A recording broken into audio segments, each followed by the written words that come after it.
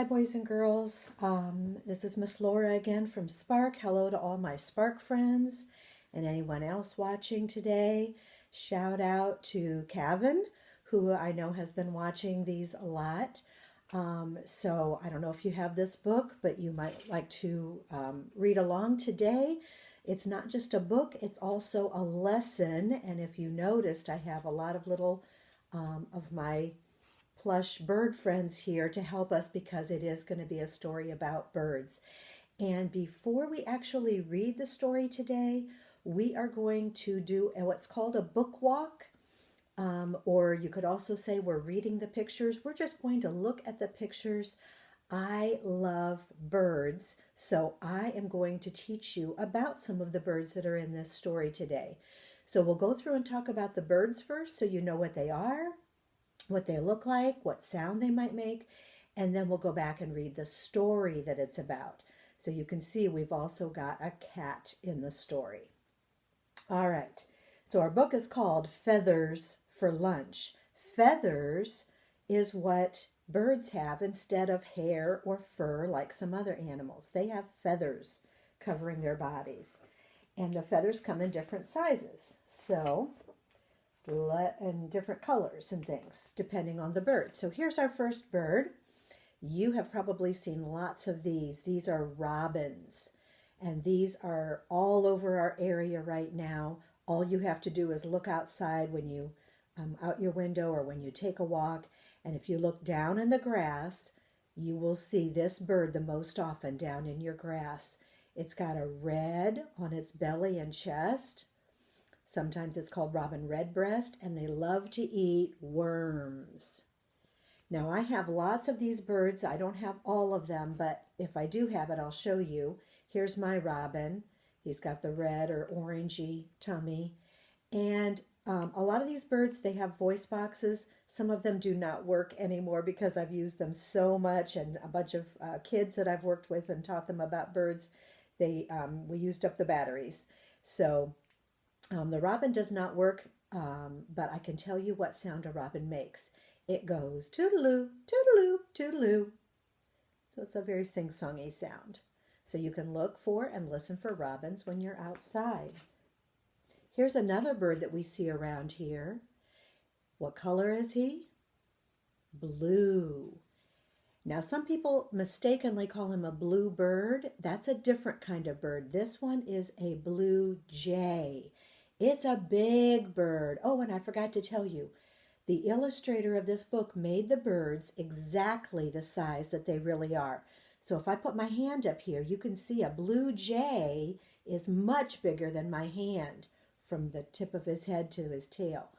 So it's a very large bird, a blue jay, and they like to eat peanuts. If you ever put out whole peanuts, you'll see blue jays coming around for them. Here's my blue jay plush, but he doesn't work either. You notice that he's got some feathers sticking up on top of his head. That's called his crest. Some birds have that crest. So if you see a big blue bird that's got the crest, it's a blue jay. And his name tells about his color, and it also tells what sound he makes. Because when a blue jay calls, he goes, jay, jay. So that's how you can remember him. Our next bird, again, we see lots of these around here. They come to your bird feeders. If you have one, and eat the seeds. This is a cardinal. It's the state bird of Ohio. Can you say cardinal? And it's red. And let's hear what the cardinal sounds like.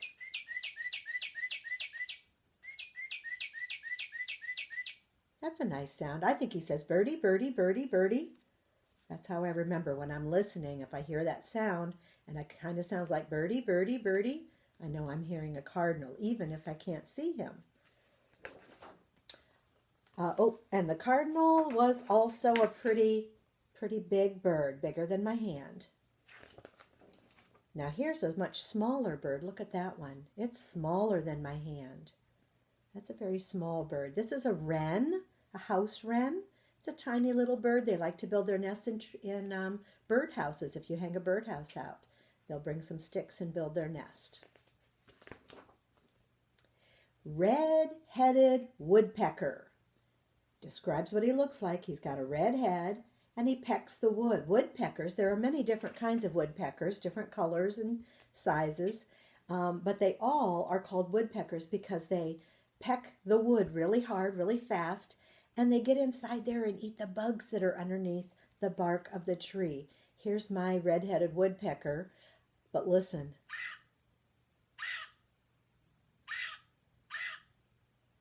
That's not a pretty song, is it? Yeah, so they don't make a really interesting sound. And mostly, you won't hear them make that sound. You'll just hear them pecking the tree.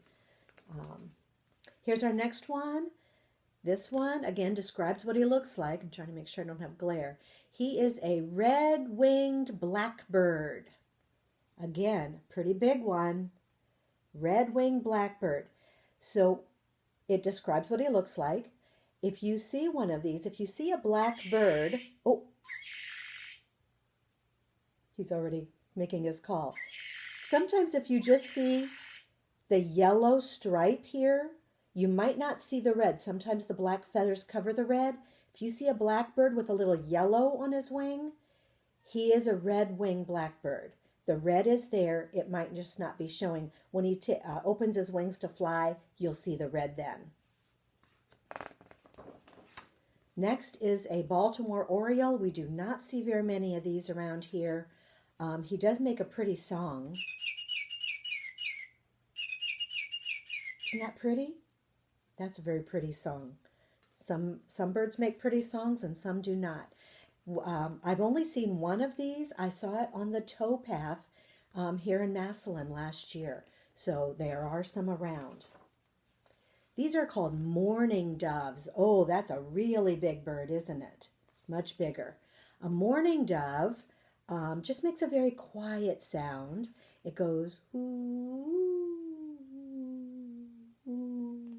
It's a very quiet, mellow sound. This is another kind of woodpecker. He doesn't look anything like the red-headed woodpecker. He is a northern flicker. He's got a little tiny bit of red on the back of his head, lots of stripes and spots, and he also will peck the wood, and this one does make the sound. Listen.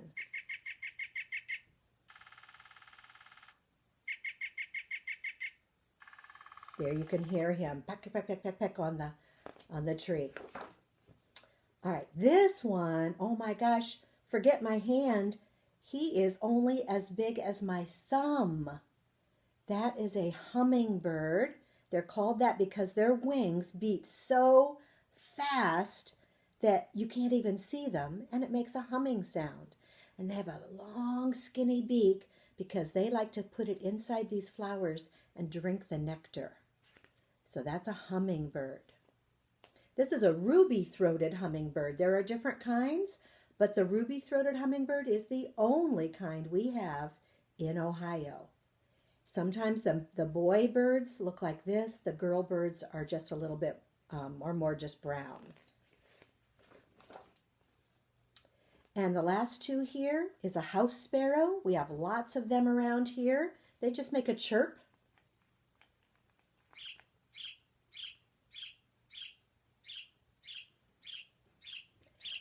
And then what color is this one? Yellow. He is a goldfinch because gold is the color of yellow. And they make a very long, pretty, twittery song. He doesn't work, so I can't play it for you and I can't imitate it. But those are all the birds in the story. Let's go back now and read Feathers for Lunch. So we know we've got a cat there. And can you see what's on the cat's collar here? Oh, I have one of those. Hold on. Got to grab it. That is a jingle bell. You ever hear a jingle bell? Just makes a little tinkling sound. So the owners of this cat put a jingle bell on him. I have a big gray and white cat, but I never ever let him go outside.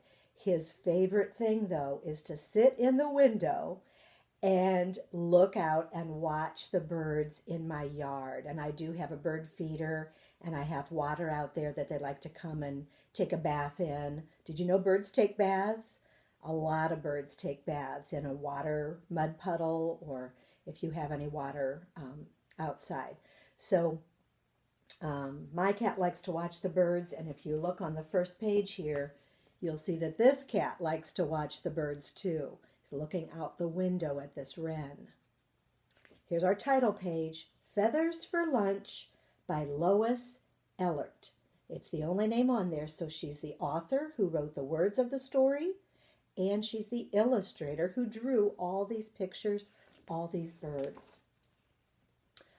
Uh-oh, doors left open, just a crack.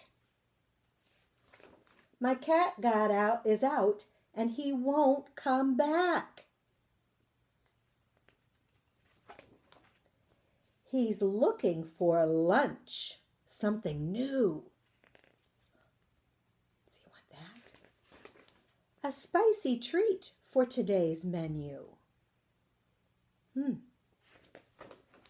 His food in a can is tame and mild. So he's gone out for something wild. And cats will catch a bird and eat it if they can. He's snooping and sneaking. Those birds sure look good. If he could catch one, he'd eat it. He would. But when his bell jingles, birds call a loud warning. Big cat got out early this morning. Birds can call to each other. But cats can't fly and they can't soar.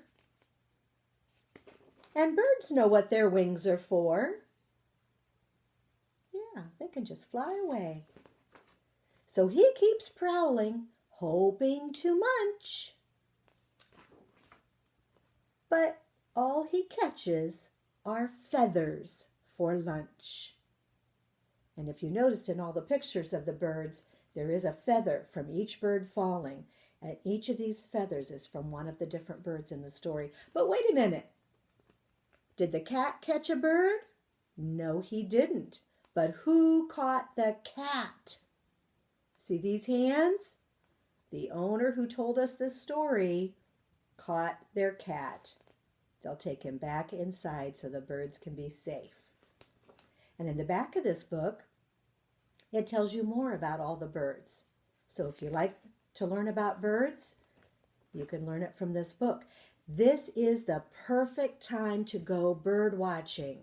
Right now in the spring is when lots of birds are coming out, coming back from where they spent the cold winter. Some of them go off to warm places during the winter, and now that it's getting warmer, they're coming back. But at the same time, the trees don't have leaves yet. The leaves have not grown for this year. So even when the birds are in the trees, you can easily see them right now. So this is the perfect time. You're taking walks maybe with your family, playing outside while we're kind of stuck at home. This is the perfect time to go out, look out your window and watch for birds, take a walk around the neighborhood and watch for these birds. See how many you can remember their names of, and maybe come back and watch this again and see if you remembered the right name for that bird. Bird watching is a lot of fun. I am a big bird watcher. If you notice behind me, I have this little quilted picture that I made. There's the goldfinch, the blue jay, the cardinal, and this one was not in the book. This is one of my favorite birds. It is a black-capped chickadee. I have that one here. Black-capped chickadee, there are lots of these around. When you see them up close, you'll hear them say their name. They say, chickadee-dee-dee, and they have a black cap. But when they're way up high in the trees calling to each other, you'll hear this.